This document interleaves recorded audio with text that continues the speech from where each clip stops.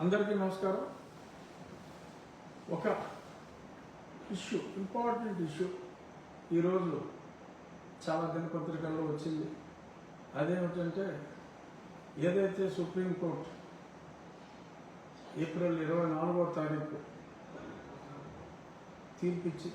మార్చి 24వ తారీఖు తీర్పిచ్చిందో, చింతాడ ఆనంద్, పాస్టర్ చింతాడ ఆనంద్ అనే వ్యక్తి విషయంలో ఆ పాస్టర్ నా మీద ఎవరో దాడి చేశారు అని ఎస్సీ అట్రాసిటీస్ కేసు పెడితే పోలీసులు గుడ్డిగా దొంగపోతు ఏంటంటే దోణ కట్టేయండి అనే చందంలో మరి వాళ్ళు కేసు కట్టడం.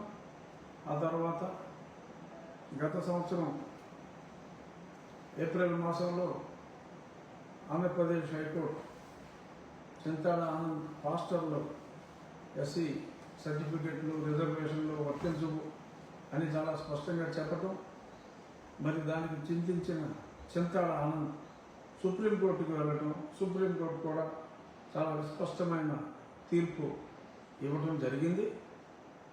సరే, ఆ తర్వాత ఆటోమేటిక్గా అసలు హైకోర్టు తీర్పు వచ్చిన తర్వాతే, పాస్టర్ అని చెప్పిన తర్వాతే ఆ జిల్లా యంత్రాంగం మరి ఎందుకు కళ్ళు మూసుకుపోయిందో అర్థం కావటం లేదు. ఆ జిల్లా యంత్రాంగం, ద కలెక్టర్ ఇస్ రెస్పాన్సిబుల్. బహుశా ఆ కలెక్టర్ గారు, నాకు తెలియదు, ఆయన ఎవడో నాకు తెలియదు, ఆయన ఏ సర్టిఫికేట్తో కలెక్టర్ అయ్యాడో కూడా నాకు తెలియదు. ఇప్పుడు అనుమానాలు వస్తున్నా. ఖచ్చితంగా ఒకసారి హైకోర్టు చెప్పిన తర్వాత సుప్రీంకోర్టు తీర్పు వరకు వెయిట్ చేయవలసిన అవసరం లేదు. మరి వాళ్ళు కంపల్సరీగా అప్పుడే సర్టిఫికేట్ రద్దు చేయాలి హైకోర్టు చెప్పిన తర్వాత. మరి అయినప్పటికీ వెయిట్ చేశారు. సుప్రీంకోర్టు తీర్పు వచ్చింది, ఆ వెంటనే అయినా సరే చేయాలి. ఆ వెంటనే కూడా మరి ఆ బాపట్ల జిల్లా collector, I don't know who he is, but ఇంకా సర్టిఫికేట్ రద్దు చేయకుండా తాత్సారం చేయటం ఖచ్చితంగా it is contempt. He has to be arrested. సరే, కంటెంప్ట్ వేస్తే సరే, మళ్ళీ న్యాయస్థానం ఇక్కడ అడిగినట్టున్నారు. అడిగితే మేము విచారం చేస్తున్నామంటే మళ్ళీ ఏదో జూన్ మాసానికి, మేలో సెలవులు ఉన్నాయి కాబట్టి జూన్ మాసానికి పోస్ట్పోన్ చేసినట్టుగా చూసాం. It's wrong. ఒకసారి అత్యున్నత న్యాయస్థానం సుప్రీంకోర్టు పాస్టర్ అని చెప్పి అతను చెప్పిన తర్వాత పాస్టర్కి ఈ బెనిఫిట్స్ ఉండవు అని సుప్రీంకోర్టు చెప్పిన తర్వాత జిల్లా కలెక్టర్ ఎవరండి దాన్ని మళ్ళీ కమిటీలు వేసి చూడటానికి? సుప్రీంకోర్టు తీర్పుని తప్పంటానికి జిల్లా కలెక్టర్కి అధికారం ఉందా? పాస్టర్ అనే చెప్తూ పాస్టర్ అనే వేసి అతను కేసు ఫైల్ చేసి మరి అంత స్పష్టంగా కనపడతా ఉంటే ఏ కళ్ళు మూసిపోయింది అనుకుంటున్నారా ప్రభుత్వాన్ని? This is totally wrong. తక్షణం అతని సర్టిఫికేట్ని రద్దు చేయకపోతే action has to be initiated against that particular IAS officer who is the district collector who is heading joint collector లెవెల్లో కమిటీ. ఓకే, జాయింట్ కలెక్టర్ మీద కూడా యాక్షన్ తీసుకోవాలి. సుప్రీంకోర్టు పాస్టర్ అని చెప్పిన తర్వాత ఇంకేంటే జాయింట్ కలెక్టర్ మీరు చేసేది అక్కడ ఏం చేస్తారు? So matter is very serious. ప్రభుత్వం కూడా ఇందులో ఇంటర్ఫియర్ అవ్వాలి తప్పకుండా. ఎందుకంటే రాజ్యాంగ ఉల్లంఘన ఇంత దారుణంగా జరుగుతూ ఉంటే మరి ఈ రకంగా కాలయాపన చేయటం అనేది అది కరెక్ట్ కాదు. ఇది చెప్పాలి అనే ఉద్దేశం మీద నేను మీ ముందుకు వచ్చా. పనిలో పనిగా నిన్న కొంత క్లారిఫై చేశా. చూశాను, ఆయన ఏదో ది న్యూస్ అంట, ఒక అతను డార్క్గా ఉంటాడు, అతని పేరు నాకు తెలియదు. సరే, రంగే ఉంది, నేను ఒకరు తెల్లగా ఉండొచ్చు, ఒకరు నల్లగా ఉండొచ్చు, కానీ గుర్తు కోసం చెప్తున్నా. The news. అలాగే వాడు ప్రొఫెసర్ రమేష్ అట, మరి అతనేం ప్రొఫెసర్ నాకు తెలియదు. బహుశా ఈజ్ క్రిస్టియన్, పర్హాప్స్ పక్కా క్రిస్టియన్, అందులో డౌట్ ఏం లేదు. అతను మాట్లాడే మాటలు అయినా కూడా ఏ మతమైనా సరే మాకు అనవసరం. కానీ ఒక అబద్ధాన్ని నిజమనే విధంగా మాట్లాడుతున్నారు. అలాగే ప్రశ్న రావడం, అతను నన్ను ఇంతకుముందు ఇంటర్వ్యూలు కూడా చేస్తున్నాడు. అర్ధరాత్రి దొంగచాటుగా చేయవలసిన పని ఏంటి అని వీళ్ళందరికీ మళ్ళీ చెప్తున్నా, ఇది అర్ధరాత్రి చేసింది కాదు. అన్ని అనుమతులు తీసుకొని బ్రహ్మ ముహూర్తానికి దశమి ఏకాదశ గడియలు ఉండేలాగా అది 10 గంటలు జరిగే కార్యక్రమం కనీసం 10 నుంచి 12 గంటలు పడుతుంది. త్వరితగతిని పూర్తి చేశాం. బాగా నిట్ట మధ్యాహ్నం ఎండ రాకముందే 11 గంటల 25 నిమిషాలకి ఆ భూమి క్లియర్ చేయటం అంతా జరిగింది. ఇన్నిసార్లు చెప్పిన బుద్ధి రాదేంటారు మీకు? ఊరికే చాలా ఉంది కదా అని చెప్పి నోటుకు వచ్చింది వాగేసి ఇష్టం వచ్చినట్టు మాట్లాడేసి ఎందుకు ఇరిటేట్ చేస్తారు? ఎవరిని కన్ఫ్యూజ్ చేద్దామని మీరు చేసే ఈ వృధా ప్రయాస. అది రామాలయం అని చెప్పి మొత్తం రెవెన్యూ డాక్యుమెంట్స్ అన్నీ ఉన్నాయి. రెవెన్యూ అధికారులు కన్ఫర్మ్ చేశారు. ఎలక్ట్రిసిటీ బిల్స్ అన్నీ దీని మీదే ఉన్నాయి. ఎవడో వచ్చి అక్కడ మా చిన్నప్పుడు ఏదో గొంతెనమ్మ గుడి ఉంది. గొంతెనమ్మకి అసలు గుడే ఉండదు. అది ఓన్లీ 1 డే అఫైర్. ఒక బొమ్మ తయారు చేస్తారు, నంది బొమ్మ తయారు చేస్తారు, ఆ నందిని తీసుకెళ్ళి నిమజ్జనం చేస్తారు. అట్లసత్తి రోజు చెప్తే అర్థం కదా. సరే ఏదో వచ్చే అబద్ధాలని గొంతెనమ్మ గుడి కొట్టేసినారు రఘురామకృష్ణరాజు డిప్యూటీ స్పీకర్. అధికారం అహంకారం. అరే డిప్యూటీ స్పీకర్ని అక్కడికి వస్తే నన్ను కొట్టబోతే, నా మీద దాడి చేయకపోతే ఎవరిని కొట్టారు? అక్కడ శాంతి భద్రతను పరిరక్షించడానికి పోలీసులు ఉంటారు. పోలీసులు డ్యూటీయే అది. ఎవరు పడతాడు మేకులు దిగొట్టేస్తే చూస్తా దిగొట్టించుకుంటారా? ప్రొటెక్షన్ ఉంటుంది.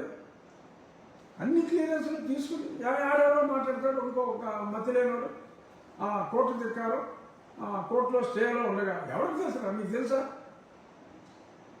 దీని న్యూస్ ప్రశ్న కూడా చెప్తాను. నేను ఇంటర్వ్యూ కూడా రమ్మని చెప్పా. ఆ ప్రశ్న రావను.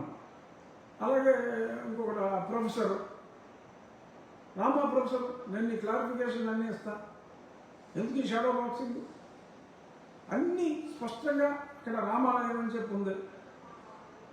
ఎవరో ఒకరు మతం మారిన వ్యక్తి మాట్లాడితే నేను అన్ని అనుమతులు, మున్సిపల్ అనుమతులు అన్నీ తీసుకుని అక్కడ మతం మారిన వాళ్ళ దగ్గరికి వెళ్ళి, ఏమ్మా యేసోబు, ఏమ్మా జాన్, హలో జార్జ్ గారు, ఇక్కడ రామాలయం కడతామని జార్జ్, మాకు మీ అనుమతి కావాలి అని అడగాల. శాంతియుతంగా పరిష్కరించుకోవాలా? ఎక్కడో ఆజెంట్ ఎక్స్ఎమ్మెల్యే వచ్చి ఇక్కడ దీని గురించి మాట్లాడతాడా? అసలు ఎందుకు ఊరికి ఎలా మిస్గైడ్ చేయాలని చూస్తారో అర్థం కాదు. We have obtained all the clearances in the legitimate manner. మళ్ళీ చెప్తున్నా, గొంతెనమ్మ అనే కాన్సెప్ట్ లేదు. అక్కడ గొంతెనమ్మ గుడే లేదు. ఇదే గొంతెనమ్మ అని చెప్పి గొంతులు చేర్చుకొని శ్రావణ్ కుమార్ కోర్టులో మాట్లాడినప్పుడు న్యాయమూర్తి గారు కూడా చాలా స్పష్టంగా చెప్పారు. ఆ రికార్డింగ్స్ అన్నీ ఉన్నాయి, కావాలంటే ఈ బోగస్ ఛానల్లో ఇస్తా, చూసుకోండి. చాలా స్పష్టంగా అదే అక్కడ డెలాపిటేటెడ్గా ఉండి చెత్తంతా అక్కడ వేసి టెంపుల్ ఉందని ఇప్పుడు మీరు వచ్చి మాట్లాడతారేంటి? It's in dilapidated condition. We have given, చెప్పాము అక్కడే ఏ అనుమతులు తీసుకోకుండా మేము ఎటువంటి పని చేయమని. అప్పుడు ఆ లాయర్ కూడా అదే మాట చెప్పాడు. మేము అడిగేది కూడా అదే, అనుమతులు లేకుండా చేయడానికి వీల్లేదని. అని ఎందుకు మీ క్రిస్టియన్స్కి ఇప్పుడు దాకా ఎవరు ఎదురు చెప్పలా? మీరు తన్నితే తన్నించుకున్నారు. ఇంకా ఎన్నాళ్ళు అలాగా తన్నితే తన్నించుకుంటారా? తన్నించుకోవాలని మీ ఆశ. మీరు కేసులు పెడితే బెట్టింగ్ చేసుకోవాలా? పెట్టుకోండి, మీటింగ్లో పెట్టుకోండి. మేము దాడులు చేయము. మేము కోర్టు ద్వారానే వెళ్తాం, న్యాయస్థానం ద్వారానే వెళ్తాం. సుప్రీంకోర్టు తీర్పుని అనుసరించవలసిన బాధ్యత ప్రభుత్వం మీద ఉంది. రాజ్యాంగాన్ని అనుసరించవలసిన బాధ్యత ప్రభుత్వం మీద ఉంది. అదే ప్రభుత్వానికి గుర్తు చేస్తున్నాం. ఒక భక్తుడిగా గుర్తు చేస్తున్నా, ఒక హిందువుగా గుర్తు చేస్తున్నా. మా హిందువులకి, మా హిందూ దళిత సోదరులకి దక్కవలసిన ఫలితాలు మతం మారిన వారికి దక్కడానికి వీల్లేదు. క్రైస్తవం తీసుకున్న వారికి, ఇస్లాం తీసుకున్న వారికి దక్కడానికి వీల్లేదు అని సుస్పష్టంగా ఉన్నదాన్నే మేము చెప్పడం జరిగింది. కాదంటే కోర్టులో తెలుసుకోండి. కోర్టులో ఆల్రెడీ నిర్బద్ధంగా చెప్పేసింది. రాజ్యాంగాన్ని మార్చుకోగలిగితే రాజ్యాంగం మార్చుకోండి, అంతవరకు మోసు కూర్చోండి. అంతేగాని ఇలాగ దాడులు చేయటం, లేని దేవాలయం ఉందని చెప్పటం రెవెన్యూ వాళ్ళు అంత స్పష్టంగా చెప్పిన తర్వాత కూడా మరి దానికి మీరు ఒక్క భాషలు చెప్పి ప్రజల్లో ద్వేషభావాన్ని కలిగించాలని చూడటం అది సమంజసం కాదు. మళ్ళీ దానికి ఏదో అర్ధరాత్రి చేశారు, భయపడి అన్నారు. ఎందుకు భయం? ఏం చేస్తారని భయం? పోలీస్కి శాంతి భద్రతల సమస్య రాకుండా మేము అనుమతులు తీసుకున్నాము, ఈ రకంగా మేము ఇక్కడ సైట్ క్లియర్ చేస్తున్నాము, ఇది మా ముహూర్తం, ఇన్ని గంటల సమయం పడుతుంది, సో ఒక 12 గంటల పాటు ఈ కార్యక్రమం ఉంటుంది అని తెలియజేయవలసిన బాధ్యత మా మీద ఉంది. తెలియజేశాం. శాంతి భద్రతల్ని ప్రొటెక్ట్ చేయవలసిన బాధ్యత వారి మీద ఉంది కాబట్టి వారు పోలీసులు ఇచ్చారు. మళ్ళీ మే 3వ తారీఖు ఉదయం 7:14 అది ముహూర్తం. సూర్యుడు తెల్లారగానే రఘురామకృష్ణరాజు అక్కడ పూజా కార్యక్రమం అంటే స్పెసిఫిక్ శంకుని మరి శంకుస్థాపన అంటే ఆ గుడి ఫిజికల్ వర్క్ మొదలు పెడతాం, స్థలానికి సంబంధించిన వర్క్ అంతా చేస్తాం. ఇప్పుడు టెంపుల్ ఫిజికల్ వర్క్ స్టార్ట్ చేస్తాం 7:14 ఈ ముహూర్తం 7:14 పెట్టాం. మళ్ళీ అది చేసిన తర్వాత ఉదయమే మళ్ళీ ఇలా చేసుకున్నారని చెప్పి మళ్ళీ మీరు మాట్లాడుకుంటారేమో. ఈ సోకాల్ క్రీస్తు మేధావులు స్పెసిఫిక్గా అనవలసి వస్తుంది. అన్ని మతాలని సమానంగా గౌరవించేవాళ్ళం. కానీ మీరు విరుచుకు పడుతూ ఉంటే మా రావుడి మీద, మా మతం మీద మీరు ఇలాగ విరుచుకు పడుతూ అబద్ధాలని ప్రచారం చేస్తూ దాడి చేస్తూ ఉంటే మమ్మల్ని మేము ప్రొటెక్ట్ చేసుకోవాల్సిన బాధ్యత కూడా ఉంది. ప్రజలకు నిజాలు తెలియాలి. మతం మారిన వాళ్ళు పెట్టి కేసులను పట్టించుకోవాల్సిన అవసరం లేదు అని తెలియచేయాలి. ఇదే కాదు, ఉద్యోగాలు వచ్చిన తర్వాత మరి చాలామంది ఇప్పుడు దళిత క్రైస్తవుల హక్కుల కోసం, అసలు దళితుడు క్రైస్తవుడు కాకూడదు, 2 వేరు పదాలు, ఆ 2 పదాలని కలిపి మరి దళిత క్రైస్తవులు అని హక్కుల కోసం మాట్లాడుతున్న అధికారులు ఉన్నారు. మరి ఆ మాట్లాడుతున్న అధికారులు మరి అడ్డగోలుగా ప్రమోషన్లు వచ్చినాయి. ఒకసారి ఉద్యోగం వచ్చిన తర్వాత ఎస్సీలకి రిజర్వేషన్ ఉంది, ప్రమోషన్లో కూడా రిజర్వేషన్ ఉంది, 15% ఉంది.